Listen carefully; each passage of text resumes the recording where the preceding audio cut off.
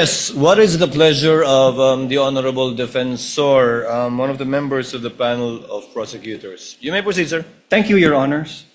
Your Honors, before we proceed with the examination of our second witness, Your Honors, the prosecution is in receipt of a letter dated July 10, 2026 from NBI Director Melvin A. Matibag requesting that his testimony be scheduled or calendared at the earliest setting, considering that the National Bureau of Investigation, Your Honors, has been invited by the Federal Bureau of Investigation in coordination with the Royal Thai Police for a regional summit on scam center compounds and transnational organized crime. In that regard, Your Honor, the prosecution would like to request that the scheduled testimony of NBI Director Melvin Matibag be scheduled tomorrow after the testimony of our second witness, Attorney Jeremy A. Lotto. After the testimony of your second witness. Yes, Your Honors. But the supposed witness scheduled for tomorrow is Attorney Zulaika Lopez, per the gentleman's manifestation in the last hearing. That's correct, Your Honor. After we have dispensed with the testimony of NBI Director Matibag, we can proceed with the schedule of witnesses as provided in the list to the senator judges last week, Your Honors. To include Captain Bello, if I'm not Yes, mistaken? we can proceed with Attorney Lopez and Captain Bello as manifested last week, Your Honors. What is the pleasure of Senator Judge Cayetano, Alan? Mr. Presiding Officer, if no one objects, I will not object to having Director Matibag yesterday, but maybe as a caution to government officials, my good friend, Congressman Defensor, I read over the weekend that Director Matibag is writing because he is to be in a convention meeting the FBI next week. So actually, we're going to be here 30 weeks. We have put aside many important things. We have put aside many foreign trips, many local trips, whether it's to help dun sa tinamaan ng lindol sa Mindanao or tinatamaan ng baha ngayon, because we have to be here 2 o'clock until matapos tayo every Monday to Wednesday, then after the SONA every Tuesday to Wednesday. I find it in bad taste that a bureau head will dictate to us that he's not available next week. I was Secretary of Foreign Affairs. That's why you have undersecretaries. That's why you have deputy director. So I mean, I admire the patience of the prosecution, no? But even the prosecution, they have a way of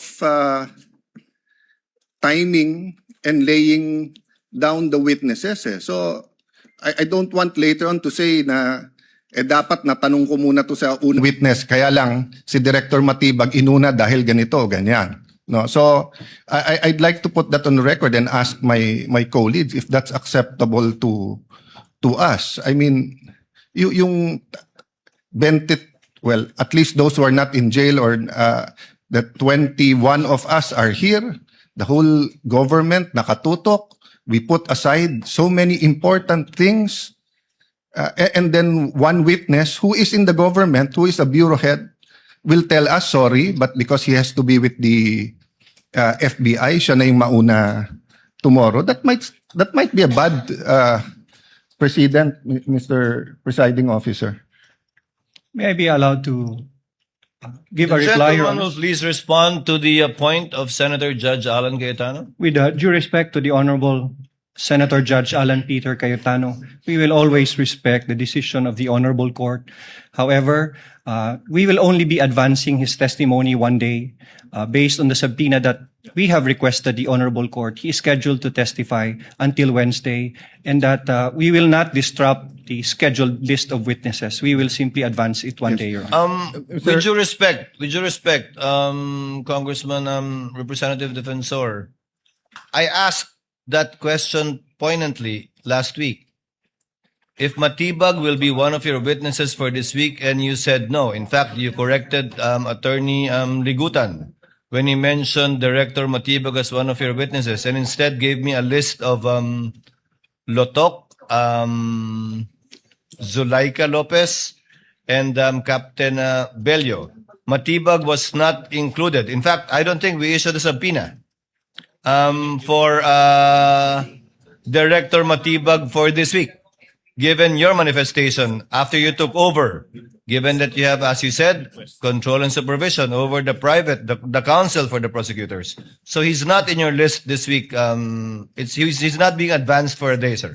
May I respond, Your Honors? Please so. Your Please Honors, do so, that's sir. correct. I gave a list of witnesses scheduled for Monday, Tuesday, and Wednesday. However, Your Honor, to add, I also added that since NBI Director Matibag has been requested for a subpoena to testify within the week, I also added in my statement that we will inform the Honorable Court which day we can present the Honorable Matibag, and I was expecting him to be presented on one Wednesday after the testimony of Captain Belinda Bello, Your Honors.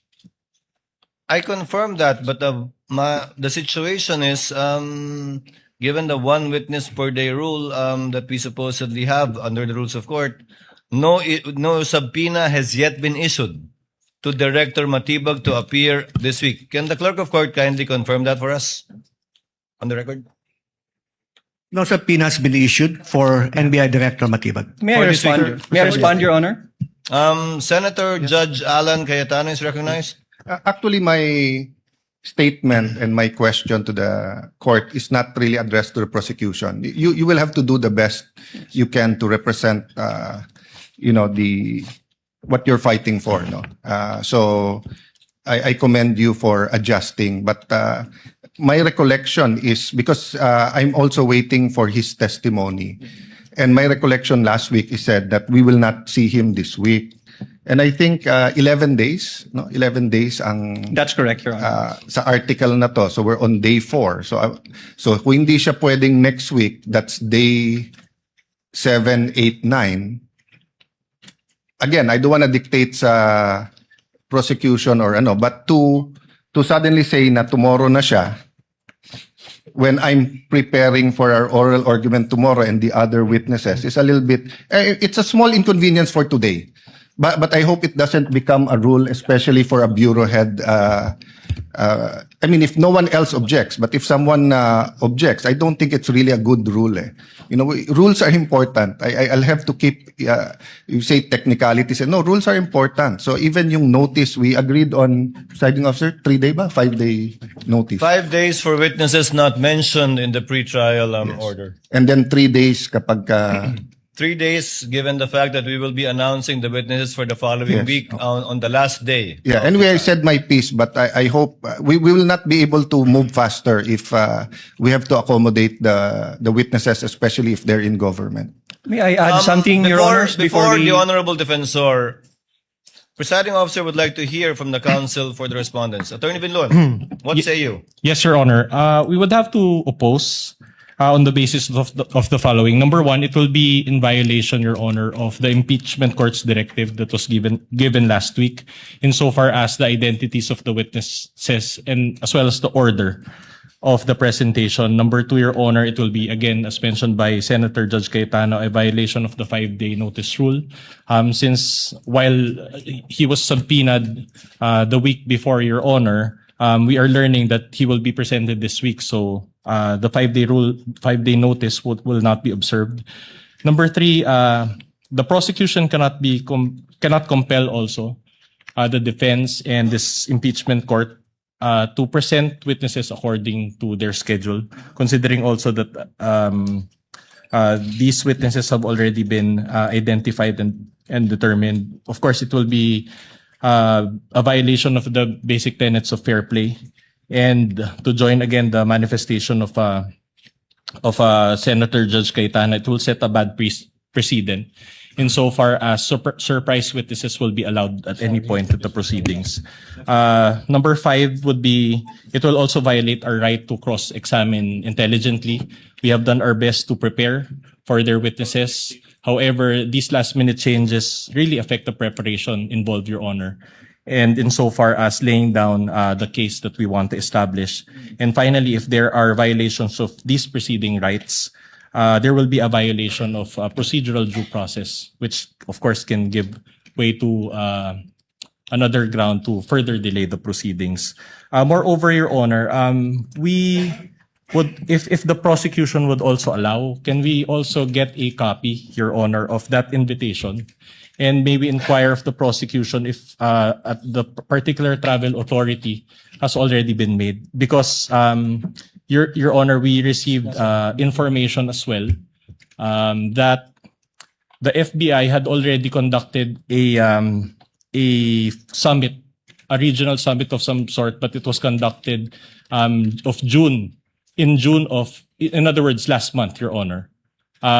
Also in Bangkok, Thailand. So we would have to again manifest and we would have to study, Your Honor, the invitation and counter check and do the proper verification as well. So that if it is indeed viable, then we would understand, Your Honor, why it has to be attended to by Director Matibag, Your Honor. Senate President Gatchalian is recognized. You may proceed, sir. Thank you, Mr. Presiding Officer. Sinusuportahan ko po yung statement ni Senator Judge Alan Cayetano dahil hindi lang naman po yung counsels ng prosecution at defense na naghahanda, pati mo mga senator judges naghahanda rin. At sa totoo lang ho, itong weekend, marami rin sa ating mga senator judges ay pinag-aaralan kung ano yung kanilang maitatanong sa mga testigong ihaharap po ngayong linggo. Marami po ay pinag-aralan po yung mga ebidensyang in-upload na ho para po sa ating mga senator judges. At hindi ho ito konting ebidensya, pinag-uusapan ho natin dito. Libo-libong mga papel at libo-libong mga ebidensya. Kaya kung bigla pong may isisingit na testigo, hindi ho rin makakahanda po yung ating mga senator judges sa kanilang pagtatanong at hindi rin ho nilang mababasa yung mga dokumento at ebidensya na nakakabit ho doon sa testigong iharap. Kaya napakahirap naman po na naghahanda ho tayo pero biglang may mga ganitong suppression na hindi ho natin paghahandaan at hindi naman ho yan magiging maayos at patas para po sa ating mga senator judges. Maraming salamat po. For the record, Chair would like to confirm the statement of the Honorable Defensor. I will quote, Presiding Officer, quote, so Director Matibag is not yet going to be presented next week. Representative Defensor, not yet, Your Honor. We will manifest on Monday. If we can consider him for the Wednesday session, depending on how the trial goes and how long the testimonies will take for both parties. With the permission of Senator Judge Cayetano and the Senate President, may we defer our ruling on this matter and ask the counsel for the prosecution to submit to us the letter given to you by Director Matibag for us to be able to look at it, copy furnished, of course, the counsel for the respondent, so that we can adequately go over it and hopefully come up with a ruling before the day is over. We submit, would Your that be Honor. possible? We will submit the letter. The Honorable Thank you, Court. Your Honor. So we shall do it that way. Kindly furnish a copy to the counsel for the respondents as well for their review. Yes, Your Honor. Your Honor, Counsel for respondent, Attorney Vinluen's Your Honor, manifestation earlier. if the travel authority is also available, if we can ask If for a the- travel authority, if it's already issued. Yes, of course. Kindly furnish us that as well. Your Honors, we will submit in good faith whatever the prosecution has received from Director Matibag, Your Honor. As well as Kindly communicate with him if possible, if he already has a travel authority for the same, so that we could evaluate it based on what you have. We Yes, cannot Your Honor. evaluate it based on what you don't have, so we will presume if you don't have it, it's not yet there. Your Honor, Yes, one last Attorney addition. Considering that there's if and when they provide the travel authority, I understand, Your Honor, that one of the requirements is also the official invitation from the foreign body. So if they can also provide that, Your Honor, Well- so that we can do a full review of this matter. Attorney Vinluan, it's not really for the full review of the counsel for the prosecution, but rather for this court's evaluation, whether or not to allow the motion of the counsel panel of prosecutors. But everything that will be submitted to us, you will be furnished with a copy. We will so that you submit can argue your way through this motion before we decide on it.